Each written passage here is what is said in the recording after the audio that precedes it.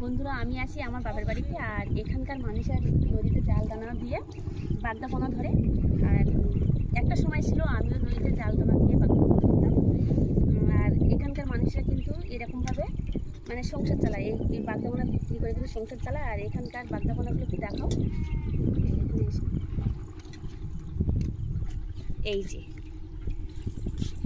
এই এই জিনিসটা, এগুলো বিক্রি করে যে পয়সাটা পায় সেইটা দিয়ে সংসার চালায় সবাই। তো এখানকার মানুষেরা এটা মানে এখানকার মানুষের জীবিকা হচ্ছে নদীতে জাল ধরা। আর এই এই নদীতে ওই জাল দিয়ে মানে জাল টানা দিয়ে বাগদাপোনা ধরা এরকমভাবে। আর এটা হচ্ছে রায়মঙ্গল নদী। এই নদীতে কিন্তু সবাই নৌকা ধরে আর জাল টানা দেয়। এরকম নিয়ে আসে, এরকম কিন্তু নোংরার মধ্যে কিন্তু এই বাগদাপোনাগুলো থাকে, সেইগুলোকে এই ঝিনুক দিয়ে দিয়ে কিন্তু তুলতে হয়। এরকম বেছে বেছে তুলতে হয়, তুলে তারপরে বিক্রি করতে হয় বাজারে গিয়ে। এখানে অবশ্য ব্যবসাদারেরা আছে, ওরা বাগদাপোনা কিনতে আসে।